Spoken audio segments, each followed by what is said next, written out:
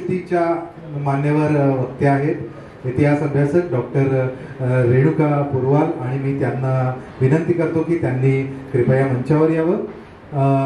याचबरोबर आपल्यामध्ये नरेशभाई, तरुणभाई, हरीशभाई आहेत। या तिघांनाही मी आमंत्रित करतो बोरिवली सांस्कृतिक केंद्राच्या वतीने, कारण हे सगळे सन्माननीय सदस्य आहेत। कृपया मंचावर या। रेणुकाताई मंचावर या।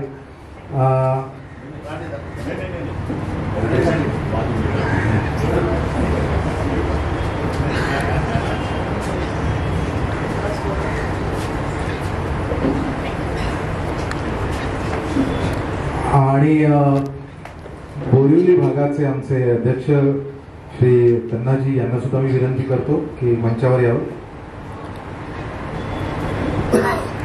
मित्रहो, इतिहास कट्टा आणि आज मला सांगायला आवडेल की साष्टी प्रदेशाच्या गोष्टी सांगताना आपण आतापर्यंत वेगवेगळ्या अशा कम्युनिटीजचे म्हणजे वेगवेगळ्या जाती जमाती समाजांचे सुद्धा इतिहास आपण चर्चेला घेतले।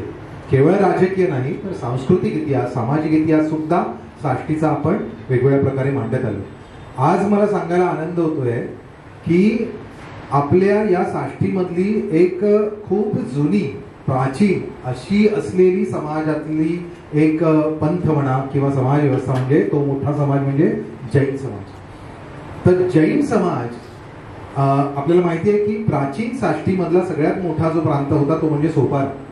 आणि सोपाऱ्याचा इतिहास म्हणजे आपण असं म्हणूया की साष्टीचा मूळ इतिहास, त्याची मूळ पाळमुळं ही सोपाऱ्यात सापडतात। आगाशी, वसई, विरार या परिसरात सापडतात। आणि त्या ठिकाणी जसा बौद्ध धर्माचं आद्य तिथे आपल्याला मूळ मिळतं तसंच जैन धर्माचं मिळतं। आणि तो इतिहास घेऊन एका वेगळ्या अशा आगाशीच्या त्या परिसरातल्या वेगळ्या अशा सामाजिक प्राचीन इतिहासाची या निमित्ताने आपल्याला ओळख होणार आहे। तत्पूर्वी या सगळ्या मान्यवरांचं मी स्वागत करतो। मी हेमाताईंना विनंती करतो की त्यांनी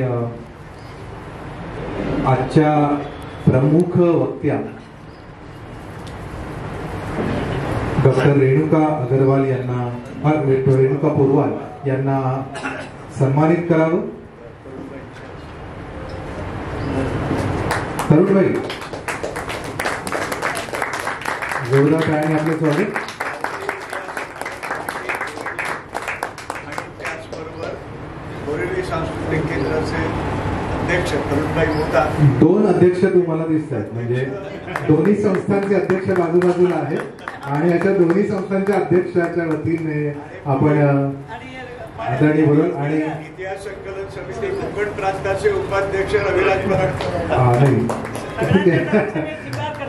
धन्यवाद धन्यवाद। तरुणबाईंचं पण स्वागत आपण करूया। हरीशभाई आणि तरुणबाई दोघांचंही स्वागत होणार आहे। आपल्याकडे पुरेसे पुष्पगुच्छ आहेत।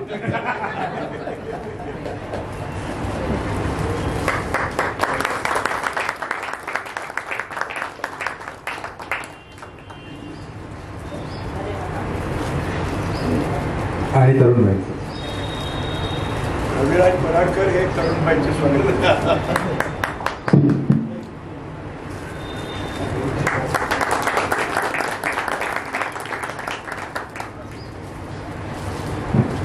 धन्यवाद सर्व मान्यवरांचं। भारतीय इतिहास संकलन समिती कोकण प्रांत बोरिवली भाग इतिहास कट्ट्याचं हे 14वं पुष्प मी तुम्हाला म्हटलं। आपण दरवर्षी दर महिन्याला आपण एक एक वक्ता आणि हे पुष्प मानतो। साष्टीच्या गोष्टी हे पर्व एक काही अजून गोष्टींनी पूर्ण होईल आणि त्याच्यानंतर आपण दुसऱ्या पर्वाला जाऊ।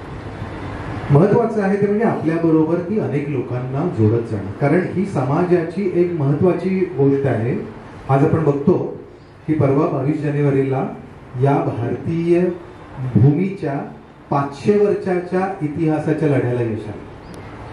500 वर्षानंतर आपल्याला आपल्या रामाची जन्मभूमी मिळालेली आहे, तिकडचं मंदिर आलेलं आणि तो एक गर्वाचा प्रसंग आहे। त्यामुळे इतिहास काय करू शकतो वर्तमानात याचं हे मूर्तिमंत उदाहरण आहे की इतिहासाचा जर पाठपुरावा केला इतिहासामध्ये झालेल्या अन्यायांचा जर विचार केला तर देशाच्या अस्मितेचा, अभिमानाचा असा पुनराविष्कार होऊ शकतो आणि त्याच्यामध्ये भविष्य सुद्धा मांडलं जाऊ शकतं.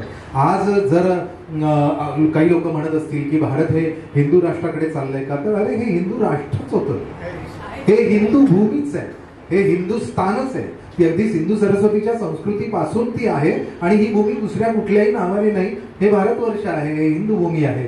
त्यामुळे त्याची जी काही इतिहासाची जी ओळख आहे तीच त्याचं अस्तित्व आहे, तीच त्याची ओळख आहे आणि तीच कायम राहणार आहे.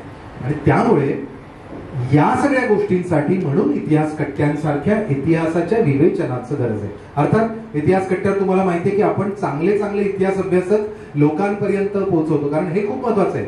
हे सगळे इतिहास अभ्यासक आपापल्या क्षेत्रामध्ये खूप मोठं काम करतायत.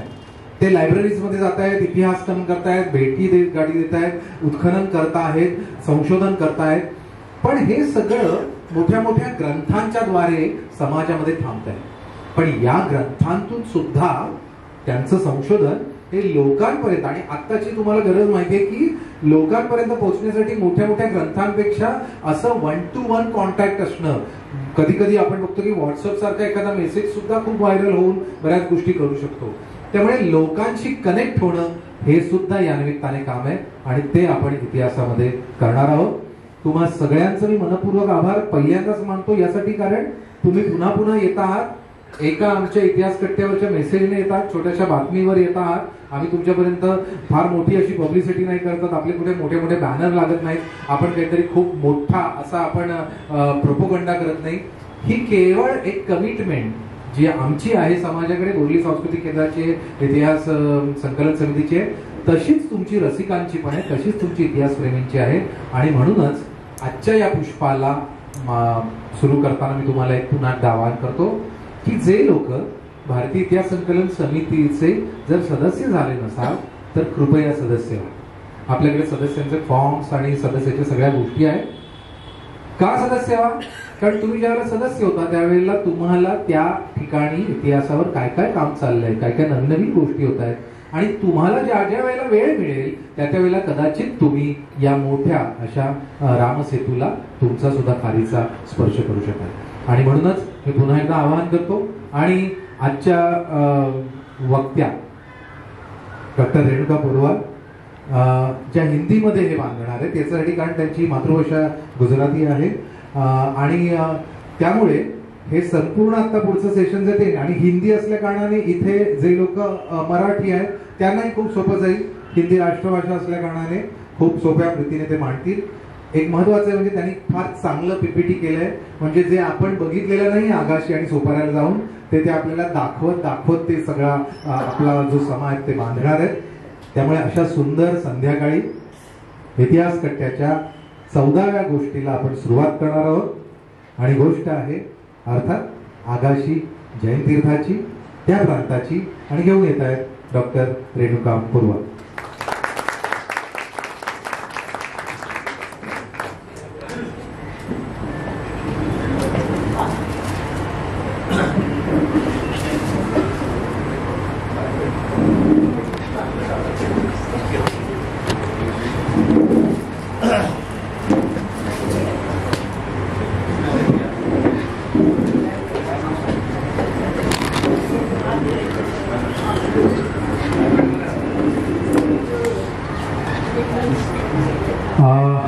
एक फार चांगली गोष्ट आहे की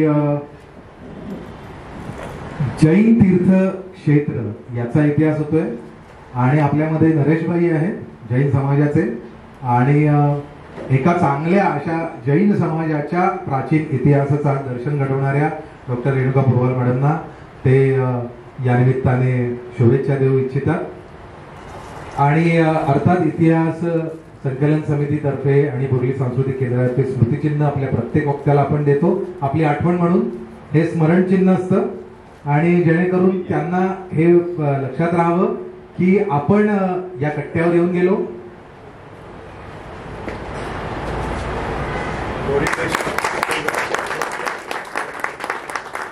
तरुणबाई मोठा बोरली सांस्कृतिक केंद्राचे अध्यक्ष आणि आपले बोरिवली भागाचे अध्यक्ष आणि कोकण प्रांताचे उपाध्यक्ष रविराज पराडकरजी यांनी मी विनंती करतो. हाँ आइए ना. वेली में आओ. नरेश भाई आप हमारे साथ में आइए. हाँ आइए. अच्छा भाई लीला में आ जाइए ना, आप हमारे गेस्ट हैं.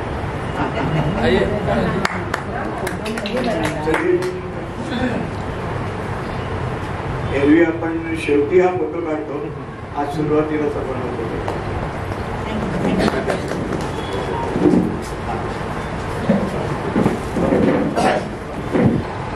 बहुत ही एकेडमिक क्षेत्र जिसे हम बोलते हैं कि अपना समाज, अपनी परंपरा, उनका आधुनिक माध्यमों से विचार करना, उसके ऊपर रिसर्च करना, केवल वही नहीं तो यूनिवर्सिटी जैसी संस्थाओं से पीएचडी करके उसको मान्यता दिलाना, ये काम हम जैसे इतिहास के जो कार्यकर्ता है उनको उसका महत्व बहुत ही समझ में आता है.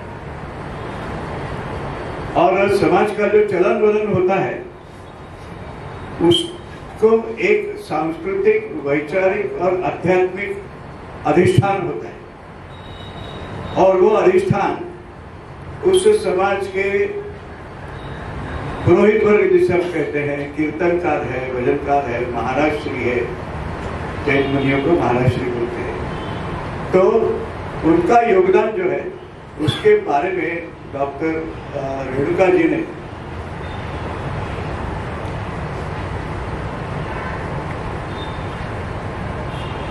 पीएचडी की है. और उनका पीएचडी का विषय क्या है देखिए, रिनाउंड जैन संत आचार्य श्री बुद्धिसागर जी महाराज, और गुजराती में उन्होंने इसके ऊपर पीएचडी की, मुंबई यूनिवर्सिटी की पीएचडी है. फिर डॉक्टर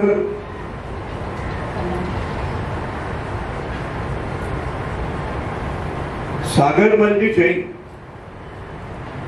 इनके साथ उन्होंने 10 साल तक काम किया है और जैन समाज के फॉरगॉटन साइट, जिसे हम हेरिटेज साइट कहते हैं, जैसे किले रहते हैं, मंदिर रहते हैं, तो वो कंकाली टीला, वो जो है उसके ऊपर उन्होंने रिसर्च किया, उसके ऊपर किताब लिखी, और वो किताब का नाम है the Jain stupa at Mathura, art and icons, which received a silver medal of Asiatic Society. मैं यहाँ हम सबको याद दिलाना चाहता हूँ कि यहाँ पे जो भी वक्ता आए हैं उनमें से 80 to 90% वक्ता एशियाटिक सोसाइटी से जुड़े हुए हैं. सूरज पंडित हो, रविराज जी वहां से ऊपर से हाथ ऊपर कर रहे हैं, अभी उनके पीएचडी ये साष्टी के ऊपर ही चल रही है. शुरू में जो वक्ता आए थे अपने अभय चित्रे, वो भी एशियाटिक में काम कर रहे हैं. रविराज जी की जो गुरु है, पीएचडी की गाइड है, वो भी एशियाटिक सोसाइटी में मार्गदर्शन करते हैं. लगभग 8 से 10 वक्ता यहाँ पे जो आए हैं जिन्होंने एशियाटिक सोसाइटी के माध्यम से रिसर्च किया है, पेपर्स लिखे हैं, आर्टिकल्स लिखे हैं, और उनको एशियाटिक सोसाइटी ने उनको अवार्ड दिए हैं.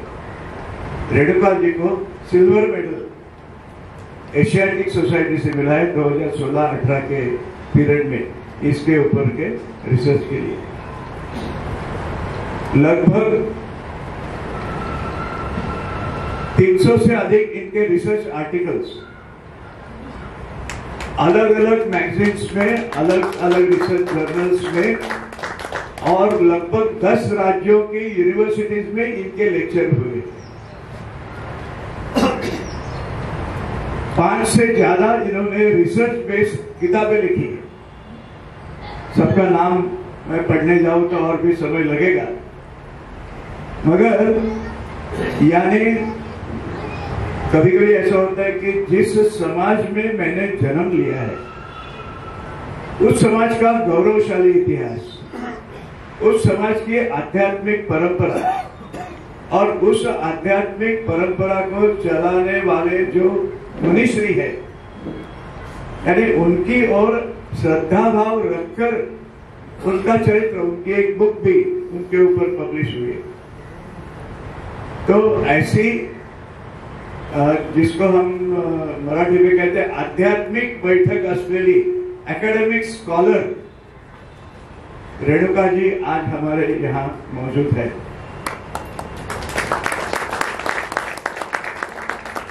साष्टी के ऊपर अलग अलग विषय चुनने के लिए हम बैठते हैं, तो और क्या हो सकता है और क्या हो सकता है। तो साठे कॉलेज में डॉक्टर सूरज पंडित है, हमने कहा कि भाई हमें वो भी अपने यहाँ आके गए तो सुझाइए। उन्होंने 10 नाम सुझाए थे, उसमें से डॉक्टर रेणुका पोरवाल जी का नाम है। डॉक्टर प्राची मुघे यहाँ आके गई है और रेणुका जी अभी भी अनेक कॉलेजेस में विजिटिंग फैकल्टी करके जाती है और यूनिवर्सिटी ऑफ मुंबई का जो डिपार्टमेंट ऑफ आर्कियोलॉजी और साठे कॉलेज का एंशिएंट इंडियन कल्चर डिपार्टमेंट, वहां पे अभी भी वो विजिटिंग फैकल्टी है, कोर्सेज चलाती है और कितने 10 से ज्यादा डिप्लोमा उन्होंने जैनोलॉजी और इसके ऊपर किए। जैनिज्म आर्किटेक्चर जो बोलते हैं उसका, यानी 52 स्थान जो है जिनको उन्होंने खोज निकाला, उनके ऊपर अभ्यास किया, उनके ऊपर लेख लिखे और उनको जनता के सामने, समाज के सामने लाया। मेरी जब उनसे पहले बात हुई, लगभग 1.5-2 महीने से हम बात कर रहे एक दूसरे के साथ इतिहास संकलन समिति के बारे में, एशियाटिक सोसाइटी के बारे में, तो जैसे लगा कि हमारी एक बुजुर्ग सिस्टर ये क्षेत्र में काम कर रही है और बोलने में, हलन चलन में एकदम सादगी, जिसे हम कहते हैं रिस्पेक्ट एक दूसरे का रखना, इसका अनुभव मैंने किया है। तो डॉक्टर रेणुका जी, आपका बहुत परिचय तो मैं डिटेल में नहीं करवा सका, मगर 2, 3, 4 बार मैंने आपका परिचय पढ़ा और लगभग 50 लोगों को आपका परिचय मैंने भेजा। उसके ऊपर से मैं जो याद कर पा रहा हूँ वो मैंने आपके बारे में बताया। आपका बहुत बहुत बहुत स्वागत। और आपका थोड़ा ज्यादा समय हमने इंट्रोडक्टरी पार्ट में लिया, उसके लिए क्षमा चाहते हैं। और आप जितना आपको समय है और जितना आपने तैयारी किया है वो सब आप पूरा कीजिए। वैसे मैं आपको फिर से विनती करता हूँ, जोरदार तालियों से हम डॉक्टर रेणुका जी जैन का स्वागत करेंगे और वो अभी अपना वक्तव्य शुरू करें। जरूरत नहीं, वो लगेगा, वो इसका जरूरत नहीं, नहीं लगेगा वो।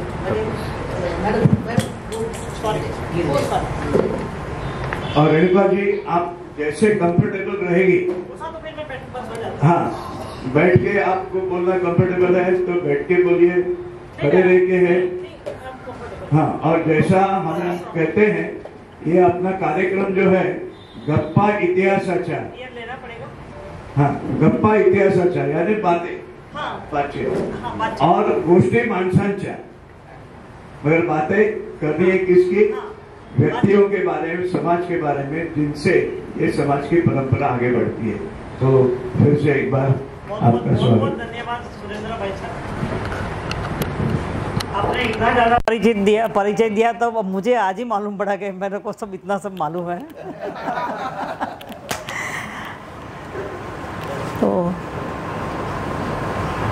मेरा तो एकदम सिंपल है सब चीज। आदरणीय बोरीवली सांस्कृतिक केंद्र के अध्यक्ष श्रीमान तरुण भाई मोहता, श्रीमान नरेश भाई मोहता और आपके हरीश भाई, नगर सेवक हरीश भाई, और आपने बताया ना कच्छी जैन समाज के आप एकदम आगे बढ़े, एकदम प्रेसिडेंट और सब कार्य कर रहे हैं। तो आपका भी मैं नाम ले रही हूँ। वेलजी भाई, और फिर कहाँ गए हमारे सुरेंद्र भाई, फिर परोलकर साहब, और यहाँ पधारे सभी हमारे दूर दूर से हमारे फ्रेंड्स वगैरह भी आए हैं बिकॉज, तो आप सब लोग का, सुरेंद्र भाई साहब, आप सबको और आमंत्रित जितने भी हमारे मेहमान हैं और इतिहास कट्टा पर इतिहास प्रेमी जितने भी रसिकजन हैं, और आप सबको मेरा सादर नमस्कार। जय जिनेन्द्र, जय जय श्री राम। तो जन सेवा केंद्र अपना बोरीवली के एक और ऑर्गेनाइजेशन है, हाँ हाँ हमारे प्रायोजक है, हाँ। उनके श्रीधर साठे जी भी वहाँ आए हुए। अच्छा, बहुत बहुत अच्छा लगा, बहुत अच्छा लगा। आप सबको मेरा सादर नमस्कार एक बार और फिर। मुझे एक तो ये कहना है, प्रभु श्री राम की प्राण प्रतिष्ठा महोत्सव, उसके लिए आप सभी को बहुत बहुत बधाई, हम सबको बहुत बहुत बधाई। भाई साहब ने बताया ऐसा जो 500 साल में जो काम नहीं हुआ वो अभी हुआ, इसकी खुशी हम सबको बहुत बहुत, एक वीक में तो अभी खुशी पूरी नहीं हुई, अभी और चलेगी। मेरे को एक बात बतानी है। एक तो सबसे पहले मुझे यहाँ इतिहास के कट्टे पे आप यहाँ पर हमारे जैन समाज ने आपने जो सम्मान दिया मेरे को, इसके लिए भी बहुत बहुत धन्यवाद। एक मेरे को ये बताना है, वैसे सब लोग को पता होगा पर फिर भी कभी नहीं मालूम हो तो, जैन धर्म ग्रंथों में 18 से 19 रामचरित्र है। सबसे पहला रामचरित्र जो है उसका नाम है पौमचर्यम, वो ईस्वीसन 1 या 2 सेंचुरी में लिखा है, मतलब आज से 2000 वर्ष पूर्व विमल सूरी नाम के आचार्य ने पौमचर्यम लिखा था, जो पूरी जैन रामायण है। मेरा एमए में संस्कृत और अर्धमागधिक था और हमें पौमचर्य अभ्यासक्रम में था। अच्छा, तो फिर आप जामखेड़कर साहब के मित्र हुए बराबर ना। हाँ, ये इतिहास कट्टा है तो हम लोग इसी तरह से बातचीत करते आगे बढ़ेंगे। तो अच्छा, सीता चरित्र कितने हैं? 22, और वो सब 15वीं सदी के पहले। फिर एक दूसरी बहुत एक इम्पॉर्टेंट गोष्ठी जैन धर्म के अंदर, एक सुबह में हम जिसकी प्रार्थना करते हैं ना, जिससे हम लोग मंगल मांगते हैं ना, सुबह की मंगल प्रार्थना में 16 सतियों को याद किया जाता है। 16 सतियों को, जो भी हमारे जैन भाई बहन होंगे उनको मालूम होगा। ब्राह्मी, सुंदरी, चंदन, बालिका, भगवती, उसमें 2 माता जी, कौशल्या माता और सीता माता को याद करते हैं। द्रौपदी भी है और ये भी है। मतलब मेरा कहने का, मैं आपको जैन धर्म और राम और रामायण से परिचित करा रही हूँ। उनको सुबह मंगल प्रार्थना में रोज़ याद करते हैं, 16 सदी का छंद बोलते हैं उसे। तो उसमें भी हम जैन धर्म और रामायण का ये संबंध बताया। हाँ, अभी थोड़ा आगे बढ़ते हैं। नगर हो या पट्टन हो, किसी का भी इतिहास जानना हो तो हम क्या करेंगे, हम लोग भाई वहाँ पर क्या बावड़ी है, कौन से धर्म के देवस्थान है, कितने प्राचीन स्थापत्य है, कितने शिलालेख है, क्या है, उस पर हम आधार रख करके उससे हम आगे बढ़ते हैं। इसके उपरांत पूर्व समय में महापुरुषों ने कौन सी रचनाएं की है, इस पर क्या लिखा है, वो भी बहुत उपयोगी होती है। तो यहाँ पर मैंने इन सब का आधार बना करके सोपारा और अगासी तीर्थ की प्राचीनता, उसका प्राचीन वैभव और उसकी जानकारी, सब इतिहास के कट्टे पर हम इसके बारे में चर्चा करेंगे। शास्त्री प्रांत, अब तो सब शास्त्री प्रांत से बहुत परिचित है, पर जो हमारे नए जो भी आए हमारे साथ में उनको बता दूं, यहाँ पर 66 जो प्रदेश है, एरिया है, उसको शास्त्री बोलते हैं। 66 शास्त्री संसद प्रांत। उसके अंदर ये सोपारा बहुत महत्वपूर्ण नगर था, बंदरगाह था और एक अंतर्राष्ट्रीय व्यापार का बहुत बड़ा केंद्र था। आज हम क्या कैसे जानते हैं उसको? केवल नाला सोपारा के एक सबब मुंबई मेट्रोपॉलिटन रीजन का, उसे में पहचानते हैं। पर आज हम इसकी प्राचीनता इतिहास के कट्टे पे देखते हैं। हाँ, ये जो है ना अगासी का प्रेजेंट जैन देरासर है, अगासी तीर्थ का। नेक्स्ट, मेरा जो सीक्वेंस है लेक्चर का, geographical and historical background of Sopara and Agashi, its references in various literature, Jain archaeology of Sopara and surrounding areas, and next Sopara and its suburb Agashi in Jain literature, and in last conclusion. Okay, next ये map है, इसमें 8 number पे अगासी बताया है. Voice is okay? 8 number पे अगासी है, बिल्कुल आप देखिए अरबी समुद्र के पास में ही है. सोपारा इसमें दिख नहीं रहा है, पर आप यू कैन इमेजिन के नज़दीक में ही है. तो ट्रेन से विरार जाते समय एक छोटा सा परा नाला सोपारा दिखता है. यह छोटा सा रेलवे स्टेशन है और यहाँ से 1-1.5 किलोमीटर पे सोपारा है. तो नाला और सोपारा दोनों ट्विन सिटी है, पास पास के गांव है, पर सैकड़ों वर्ष पूर्व ये पट्टन था, मतलब बहुत बड़ा नगर कहलाता था. नेक्स्ट, विश्व के इतिहासकारों के अनुसार पश्चिम भारत के सोपारा और भरूच बंदरगाह से अंतर्राष्ट्रीय व्यापार विनिमय होता था. यहाँ पर बड़े बड़े जहाज़ों की आवन जावन रहती थी. जिसने नहीं देखा वो वहाँ यहाँ पर देख ले, जहाज़ों का फोटोग्राफ्स है. हमारे यहाँ केव्स के अंदर भी फोटोग्राफ बने हुए हैं, बोरीवली में आपके घर के बिल्कुल पास में, जो हमें पता नहीं है. और यहाँ के जो जहाज़ थे वो इतने बड़े थे कि करीब करीब 500 जनों की कैपेसिटी वाले जहाज़ रहते थे. एक क्वेश्चन, यह सोपारा कब प्रकाश में आया? एशियाटिक सोसाइटी में ये बैठे उनको तो पता ही है, पर बाकी लोगों के लिए इसकी स्टोरी कैसे है? आज से 150 वर्ष पूर्व मुंबई में तो अंग्रेजों का राज्य था. उनको घूमने का बहुत शौक़ था. तो एक बार वे सोपारा के इंटीरियर में गए तो वहाँ पर उनको कई पुराने स्ट्रक्चर दिखाई दिए. उन्होंने विधिवत उत्खनन चालू किया.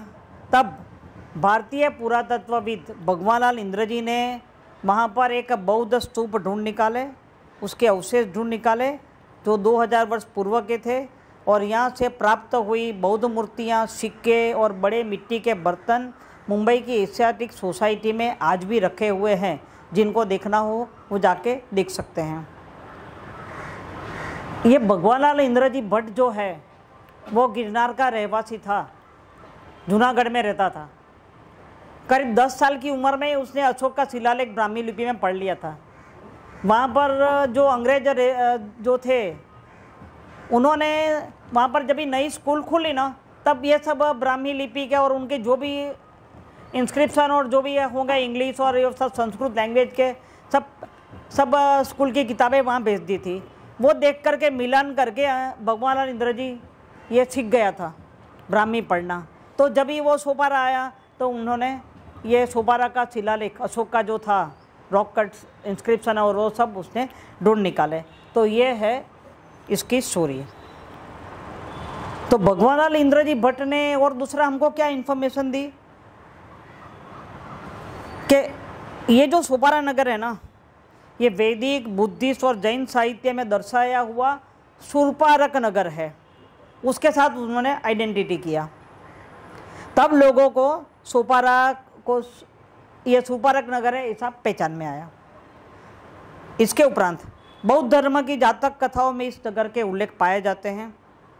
मौर्य समय में अशोक मौर्य यहाँ आया था और बौद्ध धर्म का प्रचार किया. फॉरेन रिलेशन यहाँ पे देखते हैं हिस्ट्री ऑफ सोपारा में.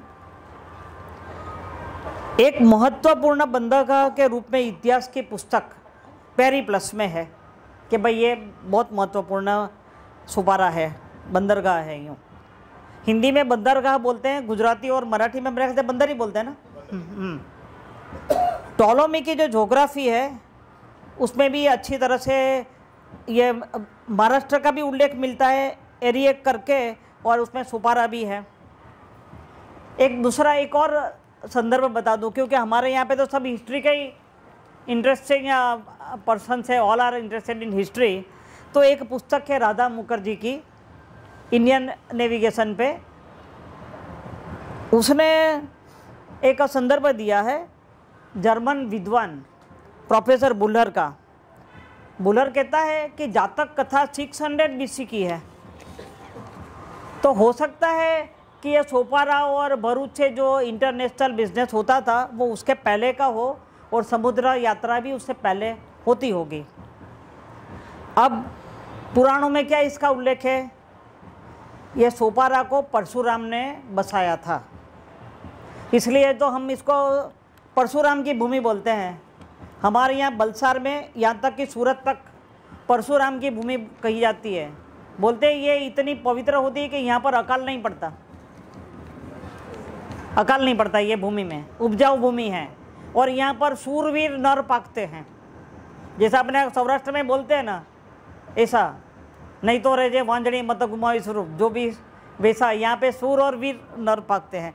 अब ये सूर और वीर कैसे है वो मैं आपको बाद में बताऊंगी, कैसे सूरवीर है यहाँ पे। नेक्स्ट, जैन आर्कियोलॉजी क्या है सोपारा में हमको मिलती है। सोपारा का जो भी वर्तमान में मंदिर है, बिल्कुल उसके पास में लगा हुआ एक पुराने जैन मंदिर की नींव है। वो मैंने फ़ोटो में देखी, पर वो इतना क्लियर नहीं था, तो मैंने यहाँ पर उसको नहीं दिया। इसके उपरांत 1884 में जब भी भगवानलाल इंद्र जी ने यहाँ पर उत्खनन चालू किया, तब उनको जैन धातु की मूर्तियाँ बहुत सारी मिली। तो जो वहाँ सोपारा के पास में एक घास नाम का गांव है, वहाँ से ASI की टीम को मिली, उसको अभी दिल्ली के म्यूज़ियम में रखा है। और ये हमको संदर्भ देते हैं एशियाटिक के वॉल्यूम नंबर 56 और 59 के 1986 वॉल्यूम में गोरक्षकर ने संदर्भ दिया है। यहाँ से करीब समझो ना, एक और मैं बताती हूँ, 25-30 वर्ष पूर्व सन 1415 की सूर्य की मूर्ति मिली है, और इसके साथ में कुछ धातु की मूर्तियाँ, कुछ कांस्य प्रतिमाएं, जैन प्रतिमाएं मिली। वो सब मूर्तियाँ अभी अगाशी और सोपारा के मंदिरों में है।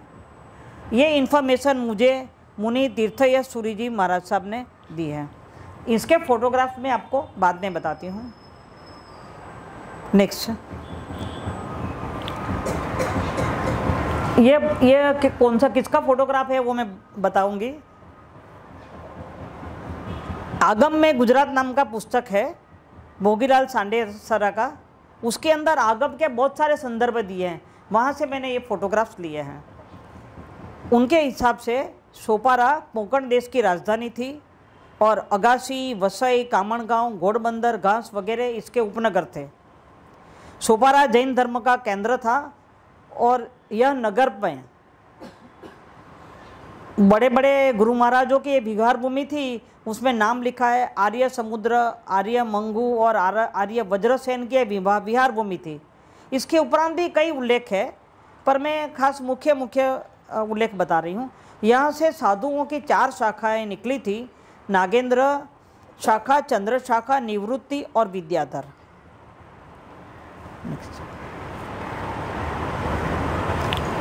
यहाँ पे व्यापारियों ने, हम लोग भी सब व्यापारी है, या हम इतिहास कट्टा पर ये करते हैं, पर सोपारा के व्यापारियों ने 500 साल बंजी का या 500 पुतलियों से सुशोभित बहुत बड़ा विशाल सभागृह बनाया था। तो वहाँ पे सभागृह बनाया, तो वहाँ का उनका बिजनेस कॉम्प्लेक्स कितना बड़ा होगा? वो बड़ा होगा ही, क्योंकि अंतर्राष्ट्रीय सब व्यापार वहीं से होता था। अब थोड़ी सी मैं इसमें नहीं है, पर मैं और थोड़ी जानकारी देती हूँ। यहाँ पे जो गुरु भगवंत आते थे, जैन साधु भगवंत, वो यहाँ पे एक प्राचीन समय से जीवित स्वामी ऋषभदेव, मुनीश्वर स्वामी आदि मंदिरों में पूजा अर्चना और वंदन करने हेतु दूर दूर से जैन साधुगण विहार करते हुए पैदल आते थे। उन्होंने इस पूरे क्षेत्र में आए हुए सर्वधर्मावलंबियों के मंदिर, लोक भाषा, लोक संस्कृति, अलग अलग रीति रिवाज, पहनावा, नदी, वृक्ष, फूल आदि का वर्णन किया है।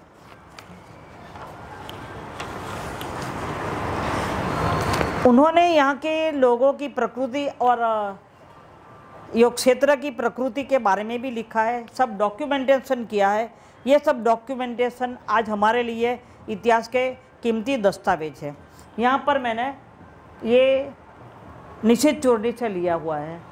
तो समटाइम्स व्हाट हैपन, आपको मालूम है कि निशित सूत्रा नाम का एक ग्रंथ है, तो व्हाट इज चूर्णी। और ये तो चूर्णी कभी कभी हमारे धर्म ग्रंथों में भाषा और इतनी ज़्यादा कठिन होती है कि समझ में नहीं आता, तो उसके ऊपर टीका होती है, चूर्णी होती है, भाष्य होता है और निरुक्ति होती है।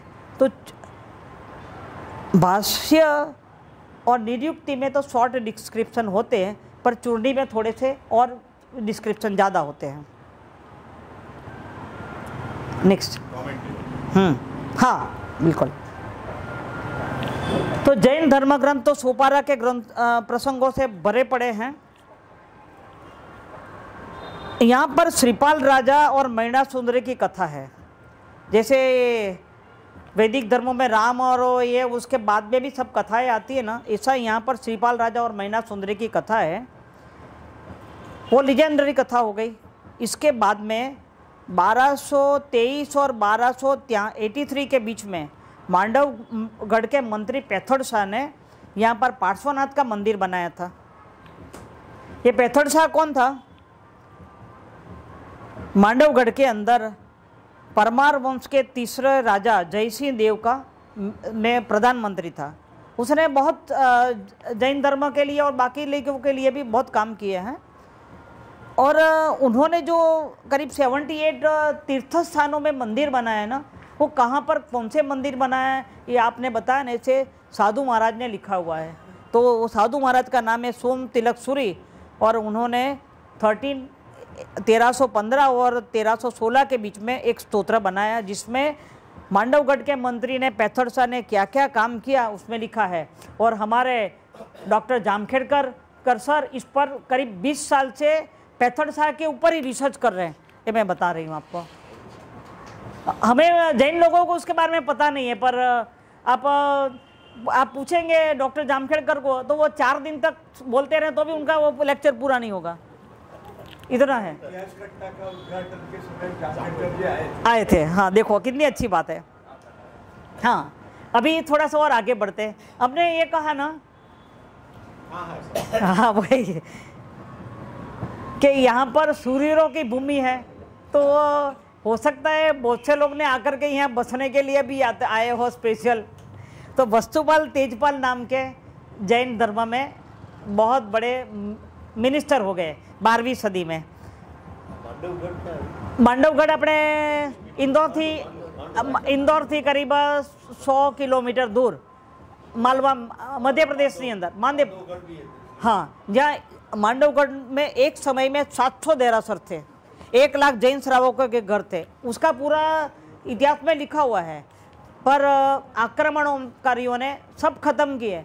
आज भी आप वहाँ के मस्जिद देखने जाएंगे तो अंदर एक कमरे में रखे हुए सब आपको देखने को मिल जाएगा। ये स्तंभ वगैरह सब पड़े हैं, जो मैंने देखा, मैं उसकी बात कर रही हूँ। हाँ, तो वस्तुपाल तेजपाल में से तेजपाल जो था ना, दंडनायक था। मतलब कभी किसी को लगता है कि जैन लोग लड़ाई में गए होंगे, लड़ाई में तो गए होंगे, पर वो लश्कर का सेनापति था तेजपाल, और वस्तुपाल प्रधानमंत्री था। तो वो दोनों ने मिलकर के बहुत अच्छे काम किए पूरे भारत के लिए, नॉट ओनली फॉर जैन। तो उनकी ये जन्मभूमि कहाँ है? तो सोपारा है।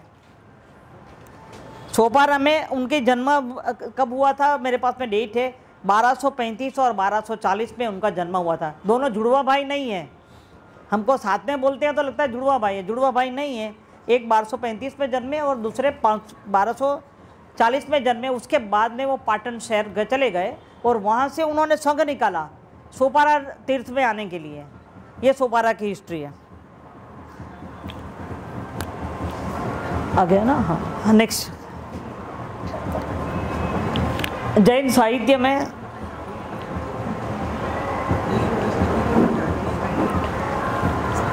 कोंकण वासियों शौक के लिए जैन साहित्य में बहुत उल्लेख मिलते हैं कि कोंकण वासियों का शौक क्या था, कि उनको क्या पसंद था। तो उसमें लिखा है उनको फल और फूल बहुत पसंद थे। आज से करीब 40-50 साल पहले जब भी घर में शादी होती ना तो 2-3 टुकड़ा भर के तो वेणियाँ आती थी, वैसा मेरे को ख्याल है। फूलों की वेणी आती थी। और फल तो वो बॉम्बे के लोग आज भी इतने ही मात्रा में वापर रहे हैं कोकण वासियों के अनुरूप, क्यों गांव में इतने फल नहीं वापरते जितना मुंबई में वपरा से। तो फल और फूल का प्रचुर मात्रा में उपयोग करते हैं। मैंने डायरेक्ट ये लगा दिया ताकि वो मालूम पड़े कि व्हाट दे हैव रिटन। और जिस तरह उत्तर पथ में सत्तू खाते हैं ना, ऐसा ही ये लोग कोकण के लोग भोजन में प्रारंभ में या तो चावल लेते हैं या चावल की राब लेते हैं। इसमें दूसरा एक और नीचे शब्द लिखा है, पेज्जा। चावल के पानी को पेज बोलते हैं। हम लोग भी कोकण के ही है, बलसाड़ में रहते हैं, हमारे यहाँ भी चावल के पेज ही बोलते हैं। ये हमारे सब बलसाड़ के आए हुए मित्र सब पीछे। हमारे यहाँ चावल के पानी मतलब ये कोकण से लगा हुआ है ना, ये सब कोकण प्रदेश ही है, तो पेज बोलते हैं। तो ये सब उल्लेख we are getting in Jain scriptures. यहाँ की ऊर्जावान भूमि के बारे में जैन साहित्य में वर्णन मिलते हैं। बाकी का तो आपने इसमें पढ़ लिया होगा। हाँ, अभी मैं एक स्टोरी बोलती हूँ। हमने जो कहा कि ये जो I understand that we have time, sir half an hour. हाँ, सोपारा की भूमि बहुत ऊर्जावान है। ऐसा अगर परशुराम ने बचाया तो परशुराम खुद ही इतना शूरवीर था, तो ये तो हो गई।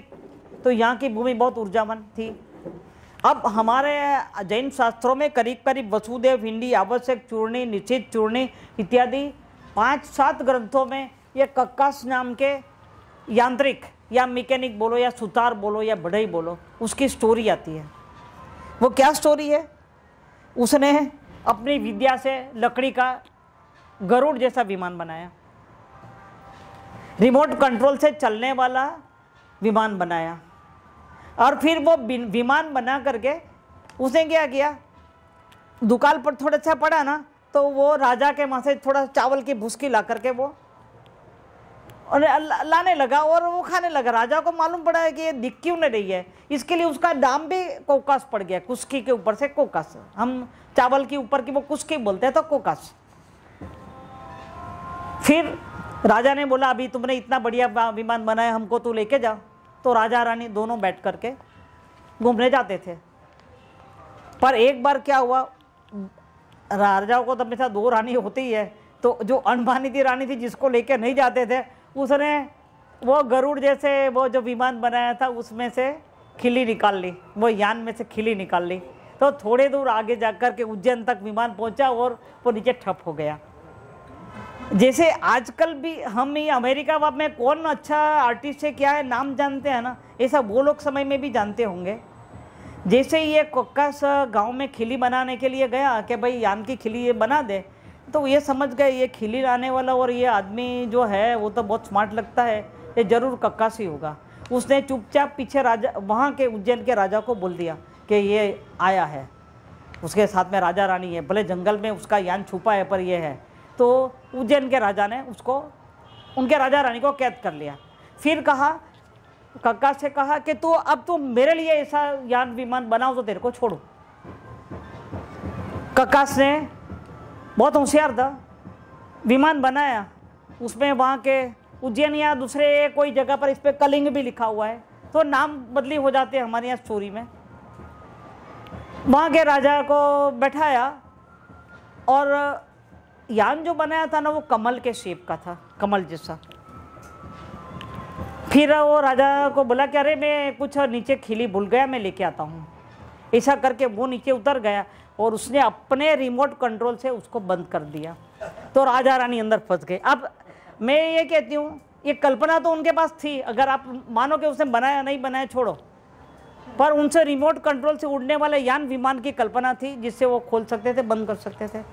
फिर वहाँ के प्रधान ने आकर के उनके राजा रानी को छोड़ा, वो इनको निकाला और फिर वो इधर आ गया वापस सोपारा। तो ये स्टोरी सोपारा की है। तो सेकंड में भी मेरे गरुड़ पर वैसे ये लिखा ना, गरुड़ जैसा विमान। हाँ, नेक्स्ट में भी यही है। हाँ बराबर, ये इसमें वो कलिंग का बताया, the same story. I think you must have enjoyed. Sopara का सूर पुरुषों की वार्ता है ये। चलिए अभी हाँ नेक्स्ट यही मैंने बता दिया। अब थोड़ा सा और आगे बढ़ते हैं। ये क्या लिखा है आप तो देख लेंगे। 13th चैप्टर अयोध्यापुरी कल्प। हम जैन साधु भगवंत जब भी विहार करते हुए तीर्थों के दर्शन करने जाते थे ना, तो कहाँ पर गए, क्या है क्या नहीं है, उसका सबका वर्णन करते हुए पुस्तक हस्तप्रत में लिख देते थे। तो ऐसी ही एक हस्तप्रत थी विविध तीर्थ कल्प। जिनप्रभ सूरी नाम के गुरु महाराज ने विविध तीर्थ कल्प 14वीं सदी में लिखा। 1313 के आसपास में वो गए थे ना। वो बनारस भी गए, मथुरा भी गए, अयोध्या का शायद वहाँ गए कि नहीं, पर लगता है गए होंगे। कभी सुन करके भी उन्होंने इसमें कथा लिखी है। इसमें बहुत सारे तीर्थों का कल्प मीन्स डिस्क्रिप्शन, तो यहाँ अयोध्या का डिस्क्रिप्शन है। अभी विविध तीर्थ कल्प के बारे में थोड़ा सा बता दूं, क्योंकि तो इतिहास का कट्टा है, हम बोल सकते हैं सब। जब भी भगवान लाल इंद्रजी भट्ट ने कहा कि मथुरा के अंदर जैन स्तूप है, बिला हुआ है, और इसकी पूरी स्टोरी विविध तीर्थ कल्प नाम के हस्तप्रत में है। वो हस्तप्रतों को है ना वो उतारते थे, अपन वो लिखते हैं ना, वो लैया का भी काम करते थे भगवान लाल इंद्रजी भट्ट, क्योंकि साइड में कमाई भी होती है। जैन संघ उनको कमाई देगा। 100-200 बरस बाद तो हस्तप्रत खराब हो जाती है, तब उसको रीराइट कर लेते हैं एज इट इज़। तो उन्होंने बताया कि ये विविध तीर्थ कल्प नाम का है। तो करीब 1940 के आसपास में इसको फर्स्ट प्रिंट निकाली गई, एशियाटिक सोसाइटी ने हेल्प करी। तो इसके अंदर एक ये है 13वां अयोध्यापुरी कल्प।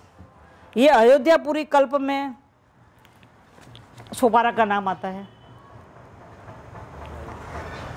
तो सोपारा नगर के साथ में कैसे जुड़ान हुआ, यहाँ पर लिखा हुआ है। जो जिनप्रभ सूरी थे, इन्होंने कि अयोध्या में 12वीं सदी में एक देवेंद्र सूरी नाम के महाराज साहब आए थे। उन्होंने वहाँ की ऊर्जावान शिला पर रोज़ तपस्या करते थे, रोज़ साधना करते थे। तो वहाँ के श्रावक लोगों ने पूछा कि भाई आप यहाँ पर ही क्यों करते हैं? तो बोले नहीं नहीं, ये जो शिला है ना बहुत ही ऊर्जावान है, इसलिए मैं करता हूँ। फिर उन्होंने कहा श्रावकों को, एक काम करो, अगर आप किसी को भेज करके सुरपारक नगर से एक अंध शिल्पी है उसको बुलाओ, अगर वो इससे प्रतिमाएं बनाएगा ना ये शिला से, तो बहुत ही एकदम क्या बोलते हैं एनर्जेटिक और एकदम प्रभावशाली होगी। फिर वो अंध शिल्पी को अयोध्या बुलाया गया और उन्होंने वहाँ पर, आप नेक्स्ट कर सकते हैं, उसमें थोड़ा सा और ये मैंने डिटेल में दिया है। तो अंध शिल्पी ने वहाँ पर 5 प्रतिमाएं बनाई जो अलग अलग स्थान में भेज दी गई, जिसकी एक अहमदाबाद के पास में शेरीसा नाम के तीर्थ में थी। अगर मुस्लिम लोगों ने वो ही नहीं तोड़ा होगा तो अभी तक सलामत होगी। कभी कभी क्या होता है वो टूट जाती, मंदिर तो तोड़ा है पर वो प्रतिमा वही है कि नहीं वो जाके देखना पड़ेगा। तो ये हुई 12वीं सदी की बात। अब मुझे ये कहना है कि अब सोपारा के वीर पुरुषों की अब यहाँ से हमको जानकारी मिलती है कि सुरपारक नगर वीरों की भूमि थी। तो इस तरह से हमको अयोध्या और सोपारा का ऊर्जावान भूमि के रूप में कनेक्शन मिलता है। नेक्स्ट भाई साहब, अभी 15, 16 और 17 के अंदर में एक अननोन आचार्य की, अज्ञात आचार्य की लिखी हुई सोपारा विज्ञप्ति का नाम की एक पोएटिक नरेशन है, वो बताती हूँ। ये अनुसंधान नाम के मासिक में 2011 में पहली बार प्रकाशित हुई। अदरवाइज इससे न मैन्युस्क्रिप्ट के रूप में ही है, उसकी पुस्तक नहीं बाहर आई है, मैगजीन में बाहर हुई है। ये गुरु महाराज यहाँ पर आए थे, उन्होंने ऐतिहासिक यहाँ का ऐतिहासिक वृत्तांत दर्शाते हुए काव्य में लिखा है कि स्वर्ग जैसा सोपारक पट्टन है, जहाँ पर 1300 सरोवर है, 1300 पॉन्ड्स, वाव है, कुएं है, बावड़ी और मंदिर है।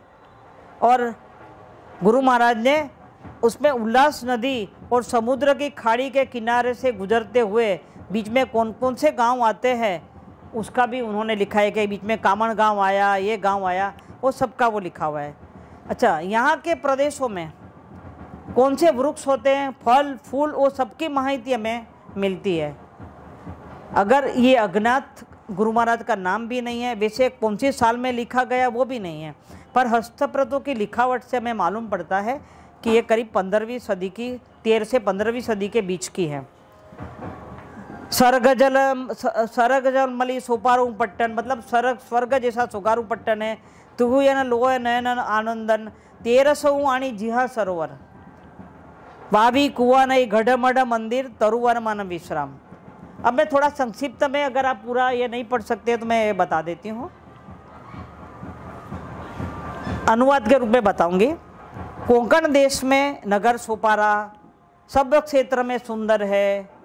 यहाँ नाभि राजा और मरुदेवी के नंदन त्रिलोक मंडन आदिदेव विराजमान है, जिसके कवि गुणगान गा रहे हैं। अब फिर यहाँ पर कितने ज़्यादा फूल खिलते हैं उसके बारे में लिखा है, केतकी, फलों, फूल वगैरह। फल में यहाँ पे नारियली, अम्बा, जामुन, फणस इत्यादि होते हैं। फिर बाद में नागरवेल, खाना खाने के बाद में जो वापरते हैं वो साथ में लिखे हैं। यहाँ पर नागरवेल के पान होते हैं, सुपारी, लौंग, लवंग वगैरह के भी सब वृक्ष होते हैं। ऐसी सब जानकारी उन्होंने दी है। इसके अंदर एक और कर दीजिए कि उन्होंने लिखा है कि यहाँ पर चंदन के वृक्ष होते हैं। चंदन के वृक्ष तो कितने कीमती है। इसके उपरांत और दूसरे कौन से वृक्ष होते हैं, जान के आपको आश्चर्य होगा कि यहाँ पर एक तो तुरंत जलने वाला कपूर होता है, जो कपूर के वृक्ष होते हैं वो होते हैं, और दूसरा यहाँ पर अगर पगर नाम का वृक्ष होता है, और वृक्ष को जरा भी गर्मी हुई, हीट हुई या जलते नहीं हैं, पर वो पानी छोड़ता है। मतलब सूख जाएंगे तो उसके बाद में उसमें से पानी तो निकलता है, मतलब उसमें आग नहीं लिखती। मतलब दो साथ में लिखे हैं। अगर पगर नाम का एक ये है, वृक्ष का नाम ही अगर पगर, और दूसरा नाम है कपूर के वृक्ष होते हैं। तो अगर पगर का लकड़ी के बनाया हुआ हमारे यहाँ पर मंदिर होते हैं। तो आज ही मैं जिनके यहाँ पर ठहरी हूँ, मेरी बहन है सोनल बहन, उनकी सासू जी ने बोला कि हमारा गांव कपड़वंज है और वहाँ पर मंदिर, जो लकड़ी का जो मंदिर है ना, 300-400 साल पुराना, एक बार आग लगी पर मंदिर में से वो लकड़ी में से पानी छूटा, आग नहीं लगी। ये तारंगा का भी हमारे उसमें आता है कि तारंगा में ऐसा है कि वो लकड़ी का है, वो जलता नहीं है। अच्छा, दूसरा मैं इसका एक और लास्ट में बताऊंगी, घर देरासर खंभात का, वो भी 400 साल पुराना है। वो अगर पगर वृक्ष से ही बना है, मतलब अगर पगर की लकड़ी से। इतिहास का कट्टा है, इसके लिए मैं मेरा अनुभव बताती हूँ। हम लोग करीब 15-20 साल पहले गिरनार जी गए थे। तो गिरनार जी में पीछे के रास्ते से आ रहे थे, तो थोड़ी सी गर्मी 12-12:30 बजे हो गई थी। तो मैंने देखा कि ये झाड़ के नीचे पानी कहाँ से आ रहा है। से बहुत सारे झाड़ देखे जिसके नीचे पानी। तो मैं थोड़ी देर खड़ी रही, तो वहाँ डाली में से फुहारा की तरह पानी छूट रहा था। तब मैंने सोचा कि ये दो मैंने कंबाइन किया कि अगर पगर का वृक्ष ही होगा। ओके। फिर गुरु महाराज ने एक और इसमें लिखा है कि आप दूसरी लाइन आप पढ़ सकते हैं, विषम नदी विषमा घाट, विषमा पर्वत विषमी वाट। मतलब ये इतना कठिन है और यहाँ से गुजरना रास्ता कष्टमय है, ऐसा उन्होंने लिखा है। बराबर दुष्कर लग रहा है, फिर भी यह आपको मैंने इसमें से बताया। Now next. अब जो हम लोग पहले बात कर रहे थे ना कि घास, नेक्स्ट, घास गांव में से कुछ मूर्तियां मिली थी। तो 7 मेटल और ब्रॉन्ज मूर्तियां मिली थी। उसके फोटोग्राफ से एक सूर्य की प्रतिमा भी मिली थी, उसके फोटोग्राफ्स अभी मेरे पास में नहीं है। ये जो 7 प्रतिमाएं मैं बताऊंगी उसका सब पे शिलालेख है, और ये 1458 से 1555 के बीच में सोपारा नगर में स्थापित हुई थी। अभी प्रेजेंटली ये सब में यहीं पे है, सोपारा और अगासी के जैन देरासर के अंदर है, पर ये सब वहीं की है। आप देख सकते हैं। और उसके साइज और पास में बॉल पेन लिया है। और ये जो मैंने कर्टसी मोनिश शाह लिखा है, आने वाले थे, आज आए कि नहीं आए मालूम नहीं। और ये बोरीवली में रहते हैं, उन्होंने सोपारा पे काफ़ी अध्ययन किया है।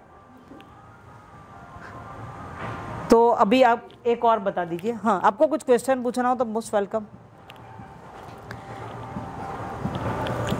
तो इसका जो मैंने सवाल आपको बता दिया, ये नेक्स्ट। अब हम अगासी पे आते हैं। तो अब मोती शाह सेठ का शायद नाम मोस्टली, जो अगासी में तीर्थ है ना, 200 साल पहले मोती शाह सेठ ने बनाया था। उसकी उनके जीवन काल की माहिती देती हूँ। सन 1782 से 1836 तक का उनका आयुष्य था। वे मुंबई में ही जन्मे थे। उनका महत्वपूर्ण योगदान, एक तो शत्रुंजय में एक पूरी विशाल टूक बनाए। शत्रुंजय जाने का मूल मंदिर में जाने का, शत्रुंजय में मूल आदिनाथ का मंदिर में जाने का थोड़ा रास्ता बहुत कठिन था, बीच में खाई जैसा आता था। तो मोती शाह को लगा कि मैं इतना बड़ा सब काम करता हूँ तो क्यों नहीं मेरी बुद्धि यहाँ वापरूँ। और उन्होंने वो खाई बंद करवा दी, बड़े बड़े पत्थर ला करके। उसमें मुंबई के घाटी लोगों का भी सहायता लिया और वो बंद कराई और वहाँ पर पूरा टूक बनाया और रास्ता थोड़ा सरल कर दिया। और मोती शाह ने वहाँ पे मंदिर बनाया, जिसमें मुंबई के उस समय के सभी श्रेष्ठियों ने अपने अपने नाम से वहाँ पर मंदिर कॉम्प्लेक्स बनाए। तो ये उनकी थोड़ी स्टोरी है। और मुंबई के अंदर जो पांजरा पोल है उसको बनाने में इनका बहुत बड़ा योगदान था। उन्होंने 32 साल की उम्र में शिपिंग बिजनेस चालू किया 1800-1400 कॉमन एरा में। ये उनके मोती शाह के शिप है। एक और भी है नेक्स्ट, ये भी मोती शाह के शिप है। ये आप देख सकते हैं, पूरा काफिला उनका था। वो पारसी हरमस जी बर्मन जी के साथ में बिजनेस सीख गए थे, फिर बाद में उन्होंने अपना खुद का चालू किया था। मतलब उनके समय में मुंबई में एक भी सखावत ऐसी नहीं होती थी कि जहाँ पर उनका महत्तम योगदान न हो, कोई भी जात का। अभी द एस्टेब्लिशमेंट ऑफ अगासी तीर्थ, मोती शाह का निर्माण किया हुआ अगासी तीर्थ की हम बात करते हैं। बहुत रोमांचित घटना है। और हमने सुरपारा का, ये तो अगासी उसका सबब है, वहाँ का भूमि कैसी उपजाऊ हुए देख ली हमने। तो यहाँ पर बड़े बड़े समुद्री जहाज़ों से देश प्रदेश व्यापार करते थे। सेठ मोती शाह को एक बार उनके समुद्र के तूफान में उनके जहाज का काफिला फंस गया। समय था 1831 कॉमन एरा। उस समय सेठ जी ने संकल्प लिया कि मेरे जहाज जहाँ पर खींच के आएंगे, जहाँ से मिलेंगे, वहाँ मैं जैन देरासर बनाऊंगा। सेठ जी के नसीब से जहाज का पूरा काफिला 2-4 दिन के अंदर अगासी बंदर के पास पहुँच गया। तो मोती शाह सेठ ने वहीं पे मंदिर बनाया। उस समय हमको सबको पता है सोपारा में चक्रेश्वर तालाब है। चक्रेश्वर तालाब से बहुत सारी मूर्तियाँ मिली है, वैदिक धर्म की, जैन धर्म की, बौद्धिस्ट धर्म की, सबकी मूर्तियाँ बहुत मिली है। और वहीं पे एक जगह बना करके वहाँ पे रखी हुई है। तो वहाँ पर हाँ, तो उस समय ये चक्रेश्वर तालाब, हाँ, और वहाँ सब रखी हुई मूर्तियाँ देखने को मिलती है। 35 लोग मेरे साथ बस में हम गए थे। हाँ, और पूरा उस एरिया का हेरिटेज टूर में, नहीं बहुत ही अच्छा है। मैंने भी वहाँ पर देखा था, पर उस समय तो करीब 35-40 साल हो गए। वो टाइम पे 35 साल हो गए, पर वहाँ मैंने खास में गई थी देखने को। तो हाँ, नहीं वही। तो वहाँ से चक्रेश्वरी तालाब से 20वें तीर्थंकर मुनीश्वर स्वामी की प्रतिमा प्राप्त हुई। उनको मोती शाह सेठ ने मूल नायक के रूप में यहाँ पर स्थापित किया, चीफ आइडल। मूल नायक मतलब पूरे मंदिर के अंदर जो मेन प्रतिमा होगी उसको मूल नायक कहते हैं। तो वहाँ पर उन्होंने स्थापित किया, 1832 में स्थापित किया। अब ये बात को हो गए 75 साल बीत गए, मंदिर एकदम जीर्ण हो गया। तब मैंने जिस पर पीएचडी करी है ना, वो आचार्य बुद्धिसागर जी गुरु महाराज यहाँ पर 11 में मुंबई चातुर्मास उन्होंने किया था। जब भी वो रिटर्न हो रहे थे तब बोरीवली में वो हनुमंत मराठा और 2-3 और मराठी नाम लिखे, उनके साथ में वो कैनरी केव्स देखने भी गए थे। तो ये मंदिर का जीर्णोद्धार इन्होंने करवाया, वहाँ के झवेरी मंडल, मुंबई के झवेरी मंडल को बोल के मंदिर का जीर्णोद्धार कराया। और उनकी डायरी में से जो मैं कुछ बातें आपको बता रही हूँ, थोड़ा मैंने इंग्लिश में लिखा है, उसका मैंने ट्रांसलेशन नहीं किया। ऑन 15 दिसंबर 1911 वो मुंबई चातुर्मास उन्होंने चातुर्मास से वहाँ से निकले। He as mentioned by him, we came to Bhayandar from Borivali, and later on went to Vasai by crossing the creek in a boat. उस समय रेलवे वाले कुछ भी नहीं थी, तो बोट में 5 उनके शिष्यों के साथ में वो वसई गए और वसई से पैदल अगासी के उपाश्रय में पहुँचे और वहाँ पे उन्होंने मंदिर का, अगासी का जीर्णोद्धार किया। पर उन्होंने थोड़ा सा और भी लिखा कि यहाँ पे Sopara was once a very good port where Greek and Arabs would come here for business. In the ancient period the city flourish with Jains, but then nothing been had remain. अभी आज कुछ भी नहीं है सोपारा में। तो उन्होंने री एस्टेब्लिश किया मुनीश्वर स्वामी की इमेज को, फर्स्ट जीर्णोद्धार। नाउ नेक्स्ट, अभी ये गुरु महाराज का मैंने फोटोग्राफ दिया है और उनके ही पुस्तक में जीर्णोद्धार का जो लेख है वो मैंने दिया है। नेक्स्ट, ये अगासी तीर्थ है जो हमारे भाई साहब बोल रहे थे ना, ये पुराना मंदिर है अगासी का। और ये जैसे तीर्थ दर्शन नाम के बहुत बड़े बड़े 2 वॉल्यूम है, जिसके अंदर पूरे इंडिया के श्वेतांबर दिगंबर दोनों तीर्थ का इस तरह से मूलनायक है और मंदिर और उसकी हिस्ट्री और how to go there, everything is given. और उसके आसपास में दूसरा भी क्या देखने का है, वो नॉट ओनली जैन पर दूसरा भी जो देखने का है वो भी उन्होंने यहाँ पे मिलता है हमें। नेक्स्ट, अभी अगासी तीर्थ के मूलनायक मुनीश्वर स्वामी, ये फोटोग्राफ मैंने वो बुक में से लिया है तीर्थ दर्शन के। अब एक सिंपल एक बात कहती हूँ,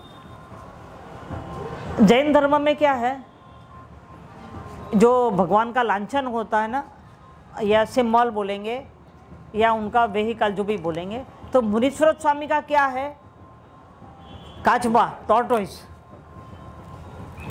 जितने भी समुद्र जहाज से जहाँ पे भी होते हैं ना, वो जो बंदर है ना, वहाँ पर 90% आपको मुनीश्वर स्वामी की मूर्ति मिलेगी। लोगों ने इतना नोटिस नहीं किया, बट आई हैव नोटिस।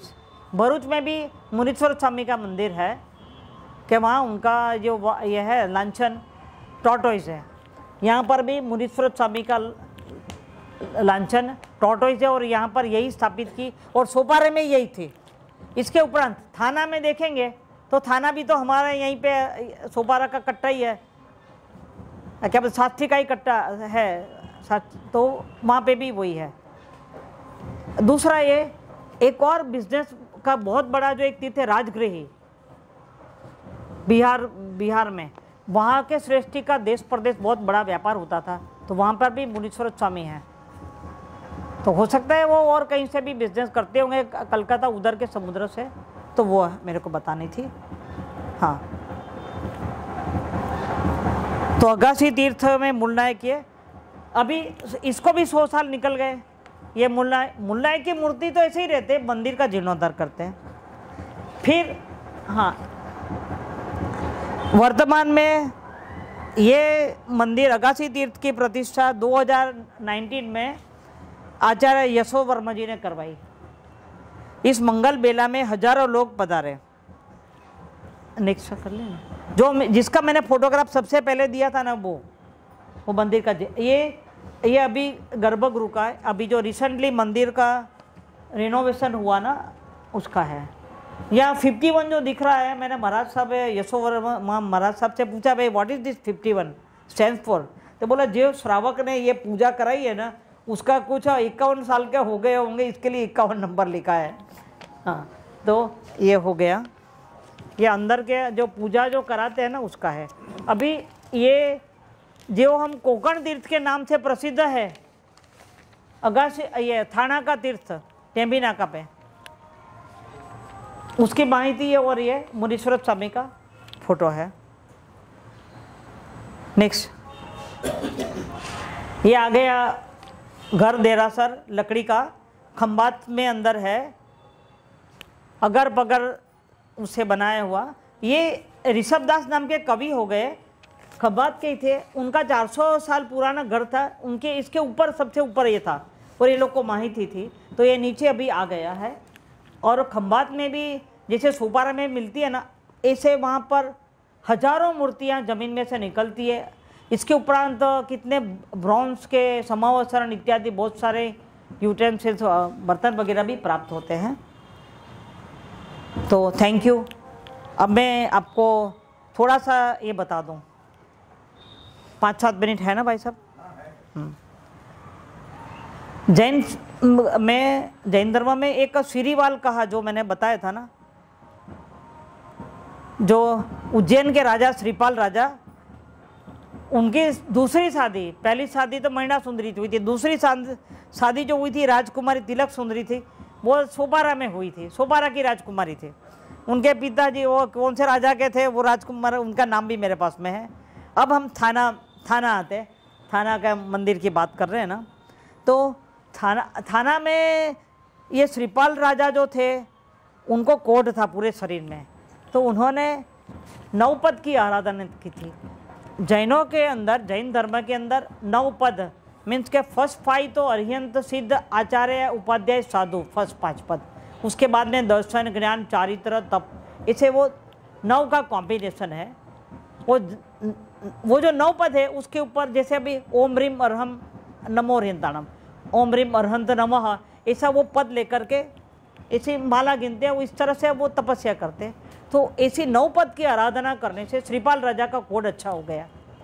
तो थाना के ट्रस्टी हो रहे, यहाँ पर जो नवपद जिनालय बनाया, उसका नाम जो नवपद जिनालय है। अब एक पहले ले लो ना, 1 प्रीवियस, थैंक यू, नहीं इसके पहले, यस थैंक यू। तो नवपद जिनालय जो बनाया ना, वो 3 डायमेंशन है। आप ऊपर अरिहंत देख सकते हैं, पूरा घूम सकते हैं, बहुत ही सुंदर है। और वहाँ आसपास में मुनीश्वर स्वामी का पूरा जीवन चरित्र लिखा है, मतलब बहुत सुंदर, देखने लायक है। ये मेरी माँ की कथा हो गई। अब एकदम मैं थोड़ा जो बाकी रह गए ना रेफरेंसेस, वो बताती हूँ। 8वीं सदी का एक ग्रंथ है 778 का जैन ग्रंथ कुवलई माला, उसके अंदर उसके अनुसार तक्षशिला से, तब वी ऑल नो तक्षशिला से एक व्यापारी आया, सोपारा आया घोड़ा बेचने को। कहाँ उतरा होगा? घोड़बंदर में ही उतरा होगा ना, घोड़बंदर में ही उतरा होगा कि वो सोपारा का ही है घोड़बंदर। फिर उसने, व्यापारी ने लिखा है कि सोपारा के व्यापारी ने मेरे को बहुत मदद की, और यहाँ पर तो व्यापारियों का अपना सभागृह है, ऐसा 8th सेंचुरी के ग्रंथ में, जैन ग्रंथ में लिखा हुआ है। एक और रेफरेंस है, कार्ले की जो गुफा है ना, उसके अंदर सोपारा का रेफरेंस आता है कि सोपारा का एक श्राविका ने वहाँ कार्ले की गुफा में दान दिया है, बराबर। एक और गुजरात के अंदर, खंबात के अंदर, एक खंबात के पास में एक सोजित्रा नाम का गांव है। सोजित्रा गांव जो है ना, मोतीसा सेठ का है। तो मोतीसा सेठ ने क्या किया, हो सकता है उन्होंने किया हो, पर वहाँ पर एक प्रतिमा है जिस पर 1457 का मूर्ति के ऊपर लेख है कि ये सोपारा नगर के सृष्टि ने भरवाई है। तो हो सकता है सोपारा नगर से मोतीसा सेठ ने अपने गांव भेजी हो, whatever it is, we don't know, और यहाँ के सृष्टि ने वहाँ पे। तो this are all the connection between our ancient ports, Sopara, Khambhat, Bharuch और ये सब। तो जैन शास्त्रों में सोपारा और उसके सबब अगासी, घोड़बंदर हमको कहाँ से मिला? अब मैं लास्ट में संकलन कर रही हूँ। 6 BC से लेकर के 21वीं सदी तक का हमने देख लिया। आज भी यहाँ पर सोपारा में जगह जगह बिखरे हुए, भाई साहब देख के आए, सुरेंद्र भाई साहब देख के आए, कितने जगह जगह बिखरे हुए वैदिक, बौद्ध और जैन धर्म के पुरातात्विक अवशेष अपनी प्राचीन भव्यता की आज भी झांकी कराते हैं। अब अंत में मैं थोड़ी बोरीवली के बारे में तो मेरे को बात करनी ही पड़ेगी। रास्ते में आते आते मागो थाना आता है, मागा थाना। व्हाट द मीनिंग कि भाई यहाँ से जो ट्रेड रूट जाता है ना, ये बीच का स्थानक है, मार्ग में आता हुआ थाना है। थाना मतलब स्थान, स्थान कि जहाँ पर आप आराम कर सकते हैं। मतलब वहाँ पे छोटी सी गुफा भी होगी, बराबर बराबर, छोटी गुफा होगी ना, तभी तो भाई वो टाइम पे कोई ईंटों के मंदिर थोड़ी बनाते थे। आज से 2000 साल पहले गुफा है, तो गुफाओं में यात्री है, रात को रात सफाई करने का, सुबह तो निकलना है, बराबर। अब यहाँ पर और कौन सी गुफा है? मंडपेश्वर की गुफा है, कैनेरी केव्स है, और भी कितनी गुफा है बोरीवली के आसपास में होगी। ये सब क्या है? विहार के स्थान है। जब ही गुरु महाराज ये सब जो ट्रेड रूट में जो जाते थे ना, उनके स्थान है। तो ये है विहार आवली, बराबर। तो इसके लिए Borivali, okay, done, thank you.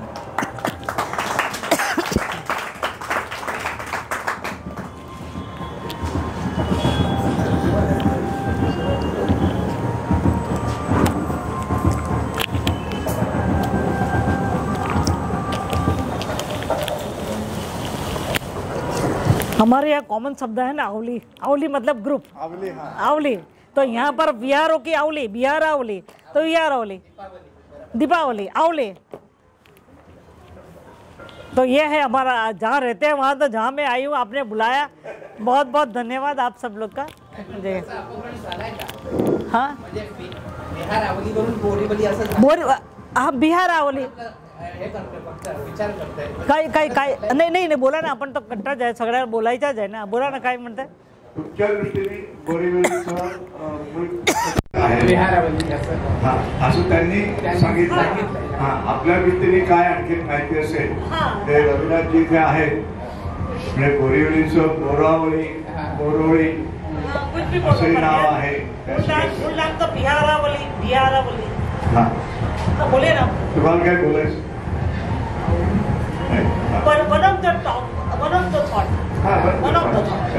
पण तसं बोरीवली जास्त बोरावली असं ते जास्त संयुक्तिक वाटतं। इथे ते जांभळी गल्ली, ते बाभळी नाका, बाबळाचा नाका, ही सगळी नावं बघितली ना, ते बोरीवली असेल असं।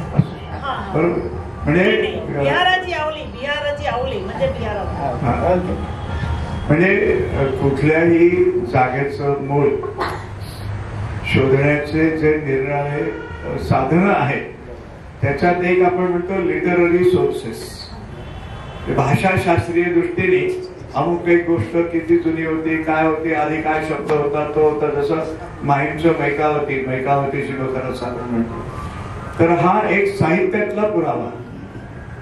आणि दुसरं, भाषेतल्या शब्दांचा बदल कसा होत गेला, कुठल्या मूळ नाव होतं आणि नंतर ते कसं झालं। आणि आपल्याला माहितीये की लोक त्याचा जसा उच्चार करतात त्याप्रमाणे त्या गावाचं नाव तयार होतं। तर ह्या दोन्ही पद्धती आहेत की मूळ संस्कृत शब्द तो शोधून त्याचं मूळ या ठिकाणी आणणं, आणि दुसरं की इथल्या लोकपरंपरेमध्ये जी काही नावं होती या गावांची, जसं सांगितलं सोपारा, नाला सोपारा, तर आपल्याला माहित नव्हतं। मी वसईला राहत होतो कित्येक वर्ष, मला नाला आणि सोपारा ही दोन गावं वेगवेगळी आहेत हे माहिती नव्हतं। तर हे खूप असं इंटरेस्टिंग असं सगळं आहे त्याचं। आणि माझा जन्म वसईचा आहे, कारण माझ्या लहानपणी सुद्धा हे आगाशीचं जैन मंदिर सगळे मुलं जातात ना, चला जाऊन बघून येऊया, तसं बघितलं होतं। आणि नंतर श्रीदत्तरावच्या बरोबर आम्ही वसई हेरिटेज टूर, तू होतास का काय? माझं होतास का? तर त्याला सुद्धा जैन मंदिराला आम्ही भेट दिलेली होती। आणि अतिशय संपन्न समृद्ध असा हा समाज आहे, या समाजाच्या परंपरा आहेत आणि त्यानुसार आपण हे सगळं बघतो। म्हणजे मी मगाशी यांचा परिचय करून देताना काही गोष्टी राहिल्या होत्या, तर जैन पत्रकार संघाचा यांना अवॉर्ड मिळालेला आहे। नंतर मुंबई जैन युवक मंडळ जे आहे त्याच्या ह्या कमिटी मेंबर्स आहेत। त्याचबरोबर जैन महामंडळ, भारत जैन महामंडळ यांच्याही ह्या सक्रिय अशा कार्यकर्त्या आहेत. म्हणजे आपल्या असं लक्षात येतं की एक ध्यास एका माणसाने घेतला की त्यानुसार त्याच्याशी संबंधित जे जे वाङ्मय आहे, जी जी स्थानं आहेत, जी जी ठिकाणं आहेत, मंदिरं आहेत, त्यांचा अभ्यास आणि मग आपलं मूळ कुठल्या धर्मग्रंथामध्ये आहे त्याचा अभ्यास करून हे समाजापुढे मांडणं. आणि त्याला आमचं अकॅडमिक क्षेत्र फार बेकार असतं. याचा पुरावा दाखव, त्याचा पुरावा दाखव. जसं आता हे म्हणाले की